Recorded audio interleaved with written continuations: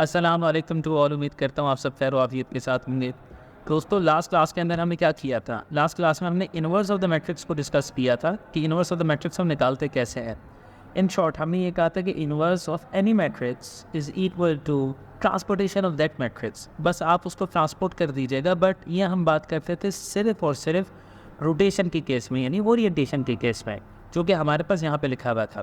जैसे ये रॉ है NOA, इसको हमने ट्रांसपोज कर दिया NOA। ये सेकंड रॉ थी, उसको हमने कॉलम में कन्वर्ट कर दिया। थर्ड रॉ थी, उसको हमने कॉलम में कन्वर्ट कर दिया। तो सिर्फ रोटेशन की बात हो रही है।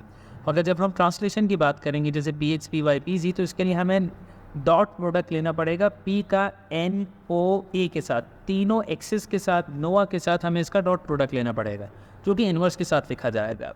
अब इससे रिलेटेड हम एक एग्जाम्पल सॉल्व करने की कोशिश करते हैं अभी, जो कि है calculate the matrix representation rotation x, 40 और इसका हमें इन्वर्स करना है। तो ज़रा देखिएगा, हमारे पास फॉर्मूले के थ्रू ये है, हमारे पास रोटेशन मैट्रिक्स मौजूद है। अल्हम्दुलिल्लाह इसके अंदर ट्रांसलेशन कोई भी नहीं है। तो हमने ये सीखा है कि जो हमारे पास मैट्रिक्स मौजूद होगा रोटेशन के अंदर, हम उसको बस ट्रांसपोज कर देंगे। तो हमारे पास पहला रॉ पहली कॉलम में कन्वर्ट हो गया। सेकेंड रॉ है ये, इसको हम कॉलम में कन्वर्ट कर देंगे 0.7 और -0.64। थर्ड रॉ ये है, इसको हम कॉलम में कन्वर्ट कर देंगे और यही हमारा आंसर आएगा, चूँकि इसके अंदर ट्रांसलेशन मौजूद नहीं थी। अब हम एग्जाम्पल नंबर 2.14 की बात करते हैं, तो इसके अंदर ओरिएंटेशन यानी रोटेशन भी मौजूद है और ट्रांसलेशन भी मौजूद है। तो जब हम सिर्फ रोटेशन की बात करें तो 0.5 0.866, इसको देखिए हमने कॉलम में कन्वर्ट कर दिया। सेकेंड रो को सेकेंड कॉलम में कन्वर्ट किया। थर्ड रो है 010, इसको हमने कॉलम में कन्वर्ट करते हैं 010। अब इंटरेस्टिंगली यहाँ पे हमें सॉल्व करना पड़ेगा पी एन के साथ, PO के साथ, PE के साथ, जो कि हमारे पास ये रहा फॉर्मूला, क्योंकि हमारे पास फॉर्मूला ये है P नोआ के साथ सॉल्व होगा। तो ज़रा इसकी मैथडोलॉजी देखिएगा। जैसे P है ना, ये PN के साथ होगा, तो N का मतलब है ये पहले का पूरा कॉलम, O का मतलब है पहले का दूसरा कॉलम, पहले का तीसरा कॉलम, यानी विदाउट ट्रांसफॉर्मेशन सबके कॉलम्स सबको आपस में मल्टीप्लाई करना पड़ेगा। अब यही लॉजिक हम यहाँ पे अप्लाई करते हैं। तो ज़रा देखिएगा, ये 3 का मल्टीप्लिकेशन होगा 0.5 के साथ, 2 मल्टीप्लाई होगा 0.866 के साथ, 5 मल्टीप्लाई होगा 0 के साथ, और उस पर मैंने रॉ के अंदर लिखा है माइनस साइन के साथ।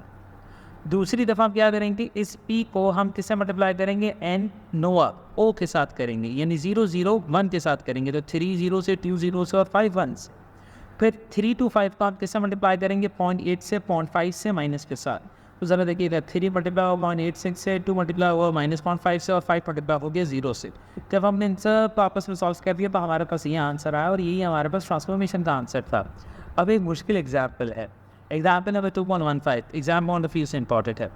अब ज़रा देखिएगा, हमारे पास एक रोबोटिक हैंड है जो कि हमने सेटअप किया है कहीं 5 उसके लिम्स मौजूद हैं, ठीक है। 5 से लेके कैमरे तक का मैट्रिक्स हमारे पास मौजूद है। 5 से लेके हैंड तक का मैट्रिक्स हमारे पास मौजूद है। कैमरे से लेके ऑब्जेक्ट तक का डिस्टेंस हमारे पास मौजूद है। H से लेके E तक का डिस्टेंस हमारे पास मौजूद है। एक हमने एग्जाम्पल ऊपर सॉल्व की थी जो एग्जाम्पल हमारे पास थी, एग्जाम्पल नंबर 2.25। उस एग्जाम्पल नंबर 2.25 की मदद से हम यहाँ पे ये चीज़ सॉल्व करने की बात करते हैं। मैंने रेफरेंस के तौर पे 2.25 का स्नैपशॉट यहाँ पे लगा दिया है। 2.25 इक्वेशन हमारी क्या कहती थी कि U से लेके E तक हमें जाना था, तो उसके लिए हम क्या करते थे कि U से लेके R तक जाते थे, R से H तक, H से E तक, और ये किसके बराबर होता था, ये U से लेके P और P से लेके E तक के बराबर होता था।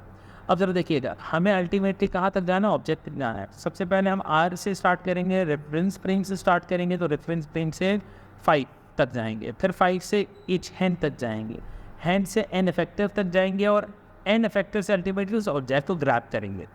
एक तरीका ये है। दूसरा तरीका ये है कि हम R से 5 पे चले जाएँ, फिर 5 से डायरेक्ट कैमरे की तरफ चले जाएँ, और फिर कैमरे से ऑब्जेक्ट की तरफ आएँ, जो कि ये इक्वेशन के मुशाबे है। तभी हमने यहाँ पे इस इक्वेशन को कोट किया। अब ज़रा देखिएगा, हम इंटरेस्ट ले रहे हैं कहाँ पे, E से लेके ऑब्जेक्ट तक को जाने के अंदर। अब ज़रा देखिएगा, E से लेके ऑब्जेक्ट तक का जो ट्रांसफॉर्मेशन है उसको इज इक्वल टू के लेफ्ट हैंड साइड पे रखें, और बाकी सारी चीज़ों को इज इक्वल टू के राइट हैंड साइड पे रखते हैं। इज इक्वल टू के राइट हैंड साइड पे ऑलरेडी हमारे पास क्या चीज़ें मौजूद थी, इज इक्वल टू के राइट हैंड साइड पे हमारे पास क्या मौजूद था, तो ज़रा देखिएगा, इज इक्वल टू के राइट हैंड साइड पे हमारे पास मौजूद था यहाँ पे 5 से लेके कैमरा, और कैमरे से लेके ऑब्जेक्ट तक का डिस्टेंस, ठीक है। अब हमने ये कहा कि R से लेके यानी RT5 लेफ्ट हैंड साइड पे भी मौजूद है, RT5 राइट हैंड साइड पे भी मौजूद है, तो इसको हमने कैंसिल आउट कर दिया, ये हो गया कैंसिल, ठीक है। अब हमारे पास लेफ्ट हैंड साइड पे क्या बचा, ये दो टर्म्स बची हैं और ये चीज़ तो हमें लेफ्ट हैंड साइड पे लिखनी है जो कि है E से लेके ऑब्जेक्ट तक का डिस्टेंस, ठीक है। कि यहाँ पे हमने लिखा ये दोनों चीज़ें इज इक्वल टू के जब राइट हैंड साइड पे आएंगी तो ज़रा देखिएगा, H पहले यहाँ पे था H से लेके E, तो जब ये इज इक्वल टू के राइट हैंड साइड पे जाएगा तो ये H से लेके E तक का इन्वर्स हो जाएगा। सिमिलरली जब ये 5 से लेके H तक जा रहा है राइट हैंड साइड पे तो ये उसका इन्वर्स हो जाएगा, और राइट हैंड साइड पे ये दोनों ट्रांसफॉर्मेशन ऑलरेडी मौजूद थी, ठीक है। यहाँ पे लिखा है हमने H से लेके E तक का इन्वर्स, अगर हम इसका as the concept of inverse transformation apply करें तो ये क्या बन जाएगा, E से लेके H तक सिंपल बन जाएगा। सिमिलरली ये है हमारे पास 5 से लेके H तक का ट्रांस इन्वर्स, तो हम इसको यहाँ पे 8 से लेके 5 तक सिंपल कह सकते हैं, और यहाँ पे 5 से लेके कैमरा और कैमरे से लेके ऑब्जेक्ट तक ऑलरेडी मौजूद है। अब हम क्या कहना चाहते हैं, अब हम ये कहना चाहते हैं कि हमारे पास कौन से मैट्रिक्सेस मौजूद हैं। हमारे पास गिवन डेटा सेट के अंदर ये 4 मैट्रिसेस की वैल्यूज हमारे पास मौजूद थी जिसको हमें सॉल्व करना पड़ेगा।